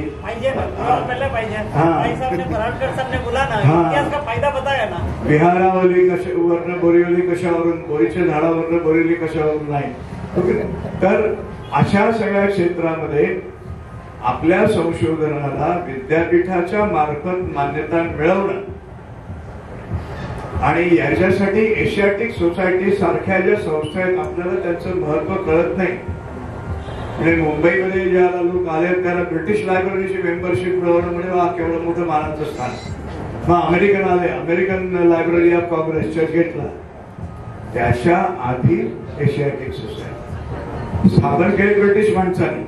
पण त्याच्यावरचा नंतरचा जो अभ्यास आहे, धर्मशास्त्रावरची डिरेक्ट ज्यांना मिळाली पावा काणे, एशियाटिक सोसायटी मुंबई विद्यापीठात त्यांच्या नावाने दालन वेगळं आहे. सांगायचा मुद्दा असा की आजच्या धावपळीच्या आणि ज्याला आपण म्हणतो मुंबई हे कमर्शियल सिटी आहे, जो येत होतो पैशाच्या मागे धावतो, जो येत होतो, अशा शहरामध्ये सुद्धा अशा प्रकाराने शांतपणाने वर्षानुवर्ष अभ्यास करणारी जैन समाजाची एक महिला, आपण महिलांच्या सक्षमीकरणाविषयी मुरुडवरनं खास त्या आपल्याला भेटायला आल्या. या दृष्टीने रेणुकाजी आपका बहुत बहुत धन्यवाद. और त्यांनी मला जैन साहित्यातले, रामायणातले उल्लेख आणि असे अनेक गोष्टी सांगितलेल्या आहेत. कदाचित पुन्हा एकदा तुमचं भेट आमच्याकडे पहिलं समजा वाटतं. आपको भी कुछ कहना नहीं है, माइक में बोलेंगे तो अच्छा. आपण फॉर्मल आभार प्रदर्शन वगैरह असं काही करत नाही आहोत. मैं जरा पहचान करा दूं. ये हमारे बंसवाड़ के ही है, एडवोकेट है. हमारे यहाँ भी गांव में अच्छी तरह से पढ़ाई हुई, BSc LLB. हंसा नाम है, बोरीवली में रहती है. दूसरी मेरी सिस्टर आई है, बेला, और बहन. आप आइए नहीं, पहचान कर रहे हैं ना, अभी इतना दूर से आए, वो कालीबली से आए. हाँ, अभी आप बोलिए. एक और कलगी उनकी है, उन्होंने स्वस्तिक के ऊपर रिसर्च किया था और उसके पेपर्स ऑस्ट्रेलिया में रखे थे. वो मान्य होके अपनी हिंदू संस्कृति के स्वस्तिक है, हिंदू संस्कृति का चिन्ह है, वो किया था. वो उन्होंने बताया नहीं और उनके ऊपर से हम लोग केस जीत गए थे कि स्वस्तिक हिंदू का चिन्ह है. मैं बता रही हूँ, आप बता देना. बताइए ना. आप बता दो. एक बार ऐसा हुआ, हमारा एक फ्लैट वादी में भी है, तो मैं वहाँ पर थी. तो एक गुरु महाराज का फोन आया, रेणुका मैंने आपकी पुस्तक चाहिए. मैंने कहा मैं भिजवा देती हूँ इसे कुरियर से. तो मैंने कुरियर से भिजवाई, तो दूसरे दिन मैंने बोला अभी तो मिली नहीं है. मैंने पोस्ट से भिजवाई, स्पीड पोस्ट से, तो उनको मिल गई. तो मैंने कहा साहब जी काम क्या है? तो बोले नहीं, इसमें आपने स्वस्तिक के बहुत ज्यादा रेफरेंस दिए हैं, मथुरा के स्तूप में मिले हुए स्वस्तिक के दिए हैं. इसके उपरांत मोहनजोदड़ो से हमको 16 स्वस्तिक के शील प्राप्त हुए, वो कंपैरिजन के लिए वो शिल्प दिए. इसके उपरांत एक आपने तो सब हिस्ट्री वाले हैं, तो खारवेल का जो शिलालेख है उसका प्रारंभ स्वस्तिक से होता है. तो मैंने वो फोटोग्राफ भी मेरी ये पुस्तक में सब थे, और स्वस्तिक के अच्छी तरह से मैंने डिस्क्रिप्शन पूरे वैदिक और ग्रंथों में से निकाल के उसमें रखे हुए, मतलब it's all available in my that stupa book. तो महाराज साहब ने वो लिया, और जो बच्चे लोग ऑस्ट्रेलिया में पढ़ते थे और जो जॉब करते थे उनको स्वस्तिक बनाना अलाउ नहीं था, और उसके ऊपर वो लोग विरुद्ध में एक रूल लाने वाले थे कि इधर भी कहीं से भी स्वस्तिक नहीं दिखना चाहिए। तो महाराज साहब ने इसका रेफरेंस लिख करके वहाँ की गवर्नमेंट को भेजा। तो बोले अरे नहीं स्वस्तिक कर आपके यहाँ 2-3 हजार साल पुराना आप बोल रहे हैं तो हमको मान्य है। और फिर वो लोग ने ये जो नहीं किया। तो वो आपको इतिहास का जो फायदा है ना, बोल रहे थे ना भाई साहब, तो इतिहास का ये फायदा होता है स्टडी का। धन्यवाद। तो मेरे साथ में मेरी मासी की लड़की बेला और उनके हस्बैंड थे कांदीवली से बता तो मेरे को बहुत अच्छा लगा। मैंने मैसेज में डाला था कि आना हो तो आइए, तो हमारे ये हंसा और मेरी बहन सोनल ये सब आए। और दूसरी बात ये कि यहाँ पर जो इतिहास की गोष्ठी है, हमको कहीं पे भी संदर्भ देना है ना तो जरा सोचना पड़ता है कि पीपल व्हाट दे थिंक कि अरे ये तो सब बोरिंग है, पर यहाँ किसी को बोरिंग नहीं लगेगा। Everyone wants that. तो ये बहुत अच्छा लगा यहाँ पर सुनकर। तो आपके सांस्कृतिक केंद्र और भारतीय वो केंद्र वो सभी बहुत धन्यवाद। और आपका सबसे ज्यादा धन्यवाद तो मैं यहाँ के जैन समाज का करती हूँ कि आपने मेरा का कन्सिडरेशन के लिया। I very much thankful to you. उशीर झालाय पण थोडं मनोगत म्हणून तर आम्ही लोकांनी बंद केला होता की दुसऱ्याला पण मी परिचय देतो। मी डॉक्टर सुनील बोरा, चिकूवाडीमध्ये मी जैन डॉक्टर्स फेडरेशन, जैन लोकांची एक संस्था आहे, ऑल ओव्हर इंडिया नाही इंटरनॅशनल, म्हणजे तिथले फॉरेनला पण सगळे डॉक्टर्स आहेत ना ते सगळे आमचे मेंबर्स आहेत आणि मोठी संस्था आहे, फार चांगलं कार्य होतं तिथे। तिथे फिलॉसॉफीचं जे सेक्शन आहे ते मी सांभाळतो। स्वतःहून परिचय एवढं देऊ नये पण माहितीसाठी तर आधीपासून फिलॉसॉफीमध्ये फार इंटरेस्ट होता आणि म्हणून ते डिपार्टमेंट माझ्या हातात आलं। आणि रेणुकाबेन सुंदर, आम्ही तर एवढं खुश झालो ना, अरे वा छान असेच कार्यक्रम। हा कार्यक्रम बघताना ना मला एक गोष्ट आठवली बरं का। आम्ही एकदा कुठला तरी मराठी पिक्चर बघायला पार्ल्याला गेलो होतो आणि पिक्चरला वेळ होता, मग काय करावं ते तिथे समोर असंच उद्यान होतं, असं आम्ही गेलो तिथे आणि बसलो होतो। तर अशीच 25-50 माणसं आपली निवांत बसली होती। एक डब्बा होता तो बाईकचा छोटासा आधीचा आणि ते अत्रे कट्टा। अरे काय मी म्हटलं तो अत्रे कट्टा, तो पिक्चर विसरलो मी, 2 तास तिथे बसून राहिलो।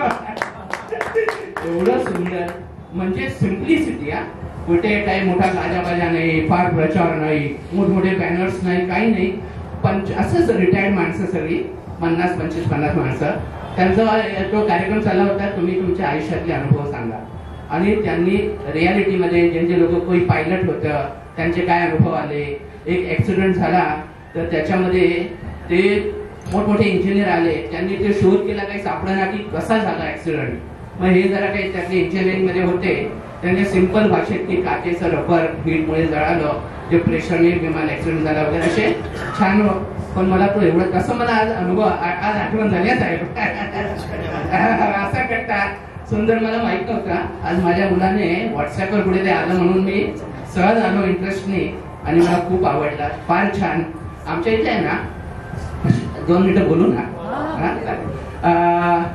श्रीपाद राजाचा रास जैन लोक किती येते फक्त हात वरती करावे, आणि म्हणजे नॉन जैनना कळावं म्हणून, नॉन जैन साठी, जैनांना माहितच आहे दरवर्षी आहे ना श्रीपाद राजाचा रास वाचला जातो, ठराविक 8-10 दिवस असतात, प्रत्येकाच्या घरी वाचला जातो आणि त्याच्यामध्ये आहे ना सोपाराचं नाव वर्णन येतं। श्रीपाद राजा त्यांनी सांगितलं ना ते सोपारा, आणि सोपारा फार मोठं बंदर होतं, फार मोठा व्यापार होता, जैनांची वस्ती फार होती, सगळं आहे त्याच्यामध्ये। नालाचं एवढं नव्हतं, आता फक्त मी स्लाइड बघताना नाळा रोड असं वर्णन आलं, म्हणजे नालात काही एखादा रोड किंवा असं असेल ना, नगर नसेल कदाचित, सोपाराच वर्णन येतं। छोटंसं गाव आहे का? गावामध्ये तलाव खूप आहे। हा ते तलाव, कुठल्याही तलावाचं नाव तुम्ही आता काय म्हटलं, कुठलं तलाव?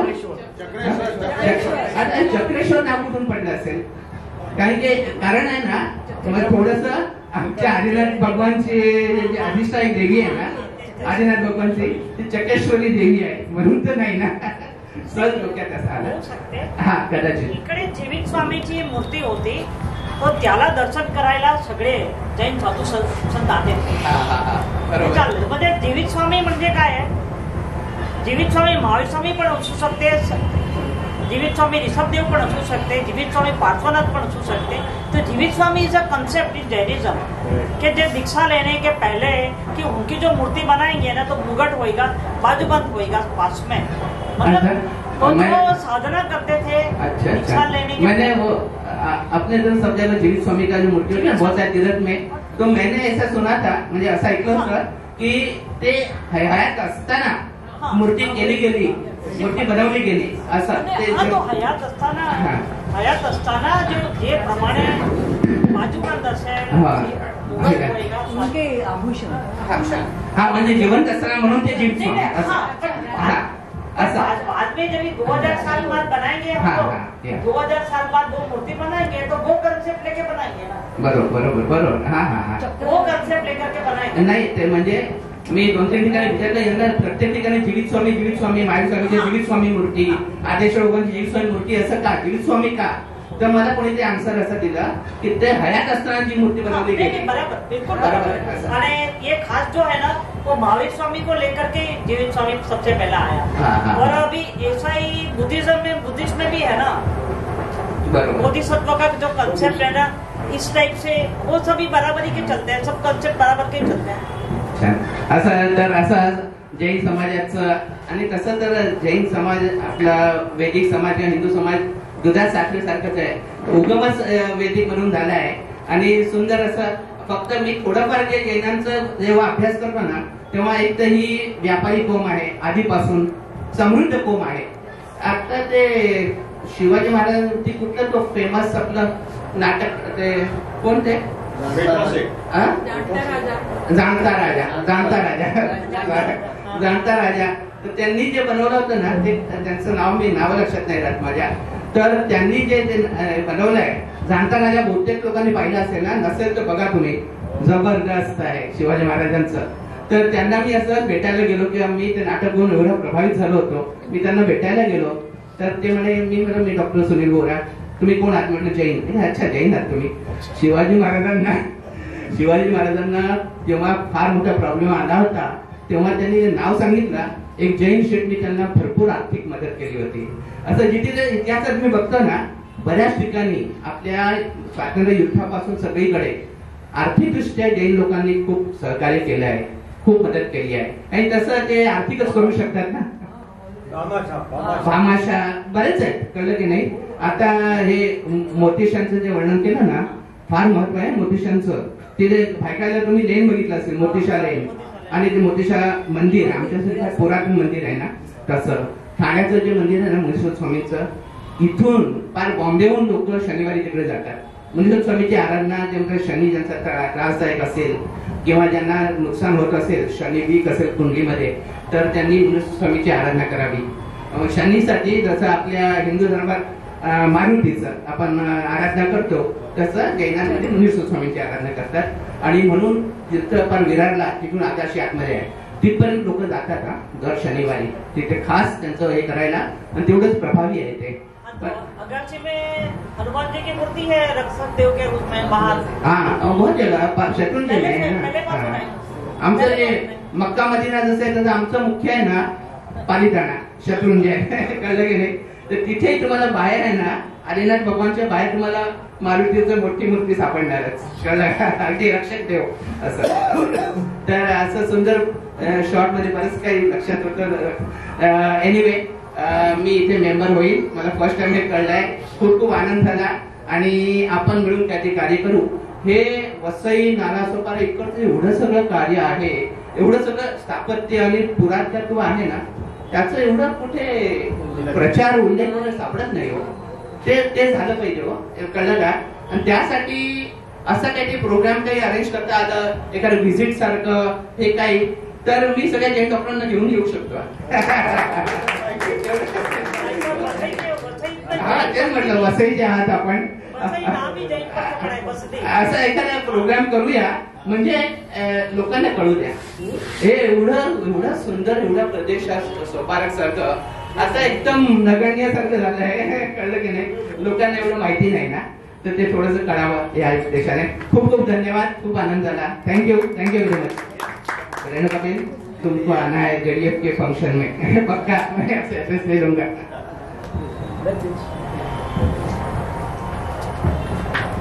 आपल्या श्रोत्यांच्यामध्ये पूर्व वक्ते पण आहेत.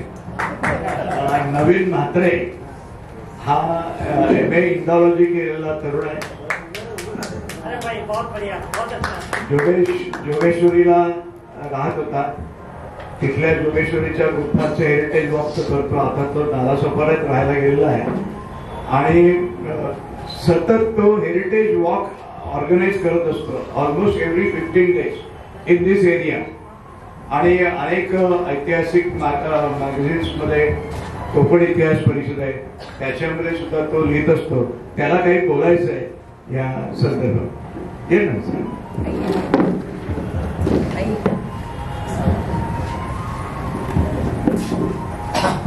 गप्पा माणसांच्या या अशाच असतात. नमस्कार. साष्टीमधल्या ज्या ऐतिहासिक वास्तू आहेत म्हणजे जोगेश्वरी असेल, कांदेरी असेल, लंकेश्वर असेल, अगदी सोपारा असेल, सोपाऱ्यामधला स्तूप असेल, आताळा किल्ला असेल किंवा मग अगदी म्युझियम्स असतील, तर तिथे आपण लोकांना घेऊन जातो माझ्या स्वतःच्या फॉर्म मार्फत किंवा मग संघाच्या माध्यमातून किंवा इतिहास संकलन समितीच्या मार्फत. आरंभ हेरिटेज म्हणून त्याची स्वतःची संस्था आहे. इतिहास संकलन समिती कोकण प्रांताचे ते सदस्य आहे आणि इंडिपेंडंट रिसर्चर. त्याप्रमाणे कोणाला त्या प्रत्येक स्थळांवर आपण जातो तर त्या निमित्ताने कोणाला जायचं असेल तर माझ्याशी संपर्क करा. आणि दुसरं एक माझं हस्तलिखितांचं, शस्त्रांचं, नाण्यांचं, दगडी हाताळ्यांचं, त्यानुसार स्टॅम्पचं आणि इतर असं सगळं प्रदर्शन सुद्धा आहे. ते पण तुम्हाला पाहता येईल किंवा त्याचं सुद्धा डिस्प्ले मला ठेवायचा असेल तर तरी पण सुद्धा करता. विद्या मंदिर शाळेच्या विद्यार्थ्यांसाठी नाण्यांचं प्रदर्शन, यांच्याकडे असलेल्या नाण्यांचा संग्रह याचं 3 दिवस होतं ना. हो, 3 दिवस. त्यामुळे आपल्या मार्फत ते काम सुरू आहे सगळ्यांना सांगण्याचं, दाखवण्याचं वगैरे असं सगळं. म्हणजे नाणकशास्त्र असं आपण ज्याला म्हणतो ते इतिहासाचा अभ्यास करण्याचं एक साधन आहे. त्याला इंग्लिशमध्ये न्यूमिस्मॅटिक्स म्हणतात. त्याची ऑल इंडिया सोसायटी आहे. काल पण माझा एक कार्यक्रम राजमाशीला होता. तर ते 2 सेशन झाली, एक तर दुर्ग स्थापत्यवर आणि मराठ्यांच्या नाण्यांवर, आणि ते सुद्धा कालच मी करून आलो राजमाचीवर. आणि आम्हाला आनंद असा आहे की तरुण पिढी ज्याला आपण म्हणतो म्हणजे इथे हा बसलेले आहेत दोघं तरुण मित्र, ह्यांना आपल्या इतिहासामध्ये, दुर्गामध्ये, माउंटेनिअरिंगमध्ये इंटरेस्ट असून आपल्या संस्कृतीत इंटरेस्ट निर्माण झाला. That is very important. They are the ones who will carry this torch forward.